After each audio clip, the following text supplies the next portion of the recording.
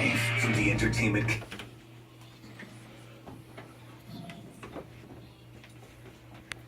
All right, welcome back to the show. You know, Jeets, when you're in the room with a couple of guys, it just Can beat the living holy hell out of you. you just get the feeling, man. You just get the feeling. It's like, I didn't do anything wrong, fellas. I feel like I did something Yeah, wrong. we're stoked to have both Cody and Jeremy with us. Of course, they'll be on the UFC Fight Night card May 29th with the UFC. Welcome. Hey, thanks for having us, man. Yeah, for sure. Last time we should say, actually, there's only, Jeets and I, we're new to Las Vegas. We've only been here like 5 weeks. There's only been one other UFC fighter in the studio, and it was the week before her fight. It was Miesha Tate. So we got some good luck going on, I think, in this Nice, studio. man. So real quick, we'll get to you guys in a second, but did you guys, you obviously watched that fight. I mean, what were your thoughts there and your thoughts now? Shocked. Yeah. You know, honestly, I thought Holly Holm, doing her thing against Rousey was going to be able to utilize that footwork, keep her at bay. But Miesha Tate, dude, just bit down and went for it. And that's what people want to see. They want to see upsets. They want to see that shocker that comes in and upsets the world. So that was very cool to see. Well, it's very cool to see for me, too, because whenever we have someone in studio, whether it be a band or fighters or pro athletes or whatever, you just naturally want to root for them. You know, you feel just a quick little bond from having you in studio, so it was really cool to see her win. So I will also be rooting for both of you on the 29th, but I will say I'll be rooting for Cody a little bit more than Jeremy, because I tweeted him out yesterday, said we're stoked to have him on the show. Only my man Cody retweeted me. Oh, man. What up, Jeremy? All I get is a like? Well, no, Jeremy's going to be like, dude, because I was training, you see, I right? actually was. And then I had a long day yesterday. I trained twice a day, came here, got some food, and went straight to sleep. I'm still rooting for you, but just about 20% more for my boy Cody. We're gonna get some photos over here. We're gonna get some videos. all right. Get a rematch. Gotcha. What, you fanboying now? You're like, dude, can I get a tweet? I gotta stay tight on my socials, son.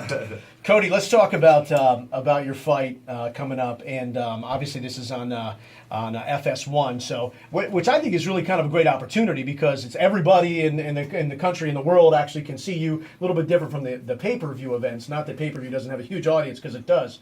But I was reading a little bit about you and talking about growing up in Ohio and fighting on the streets of Ohio. You don't really hear a lot about people fighting on the mean streets of Ohio. But what was that like growing up there? And I know that there was a little bit of an inspiration for you to kind of get into this. Yeah, it's growing up in Ohio, it was tough. We always say, me and Jeremy was, talking about that Midwest tough, him being from Iowa.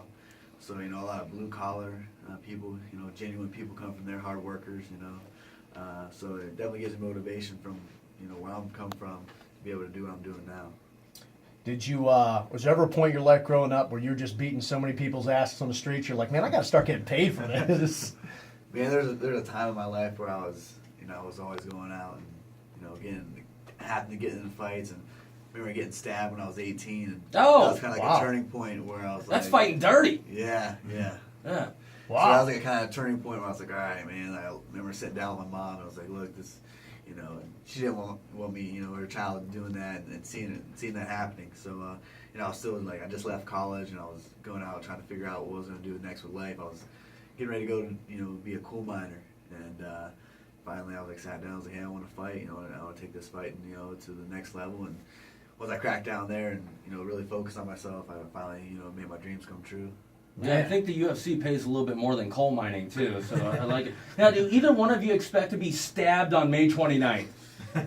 I hope not. Yeah, we hope not. Like, I don't know how dirty the fighters Isn't that what those guys are looking for before you get in the ring, when they're checking everything, right? If you go to Brazil, you might probably. Oh, really? More chances are you maybe getting stabbed. Oh, there sounds like there's a story there. Jeremy, tell me about Brazil. What do you got? Brazil's nuts, man. It's they're actually I really appreciate their fans. They're real loyal to their people. They're big sticklers on if you're American or an outsider. They're all about Brazilian. They're not cheering, but they love fighting, and they of course they show a lot of respect because of the history in Brazil. But you know, it's wild. It's a tough crowd. They're definitely against you when you come over and fight a Brazilian. Like what are like some of the nasty things you do? Sometimes you hear in these like soccer matches or whatever, they'll like throw batteries at the opposing players or urine or whatever. Chop off heads. Chop off heads in like a soccer match one time. The referee called a bad call And they chopped his head off? chopped his head off. Oh Jesus! Oh man. Well, I'm Well, that's a red card. Cross soccer off my cross soccer Same off my thing's going on list. here in Vegas. I was just watching you guys' local news, and someone's head got chopped off over there. Oh Jesus! Yeah, everyone's losing their heads, man. It wasn't that girl we had on earlier, was it? And I she hope said she not. didn't know who her bababy's daddy was. Yeah. It Oh, might have my been. God. She All might right. turned into a human Pez dispenser. Well, thanks for all the good news this morning, by the way. I appreciate you. You should really write children's books. Yeah, you're right. On a brighter note, what's the chick scene like? A lot of chicks want to bang you guys now. Is that the deal, or what's going on? I've had a girlfriend for 8 years. I'm not married yet, but I mean, pretty much damn near. I have 2 She's putting the kids. pressure on, isn't she? Yeah, definitely. Yeah. Good, good. So, yeah, in the future. You don't want to talk about it? No, I can't complain. All right, yeah. My box is full, so that's good. I love Now, that. Cody, and I don't know if you want me to bring this up, but you used to actually date Go ahead. Paige Van Yeah, Zandt, yeah. right? Yeah. Which, by That's the all way, claim. I don't know why it didn't work, but I gotta say I'm proud of you, boy. All right, appreciate it. Mad props on that, dude. Like no matter what, here, give me nothing. Oh, there you go. But what I want to ask about you is you guys are in the same industry and stuff, and I know if like my girl was in radio, even if she wasn't on the show, like it's almost like worlds colliding. Does it get to be a little much? Where like you guys are both in the same industry, you come home, and that's like your whole life. Yeah, it was kind of, you're around each other all the time. You're in the gym, and you go out, and that's. I mean, is it better or worse? I don't know. It didn't last that long, so I couldn't really tell you. I don't know if it was better or worse. I'm doing good, so she's doing good. I'm focused on my career. She's focused on the things that she's doing. But yeah, it was. I wouldn't say it was a little much. It was kind of, took it in stride. As it Still went keep on. in touch? A text here or there, maybe? No, No, not really. No. I've been seeing her in the gym here and there, but she's with Dancing with the Stars, doing her thing there. Right. You're not DVRing Dancing with the Stars. Well, that me and you both. I ain't DVRing it either. I was gonna say we're not doing that either. Bullshit on that. Oh, yeah. All right. Oh wait, you're saying I'm watching Dancing with the Stars? I It's strike probably you the as- hair. It's probably the hair. But you know what? If it comes out of your mouth, we'll just go with it. All right, UFC Fight Night on FS1, Mandalay Bay, May 29th. This is going to be really unbelievable. I tell you, the UFC, we were talking about it last time when we had Misha in here. To me, it's right up there with the NFL because you guys are so noticeable now. And one of the great things is, when you talk about social media, what I've noticed is a lot of the fighters, I mean, this is a great way for you guys to get out there with your fans. You communicate with your fans. You don't really see that too much in the NFL. But, I mean, talk about your experiences with the fans because at the end of the day, when you guys are on the pay-per-view and you're champs and you're holding belts, I mean, you'll remember these guys and girls watching you while you were at this level, right? I mean, so kind of the experiences, do you have some fan favorites or people that always reach out to you? I personally love meeting new people.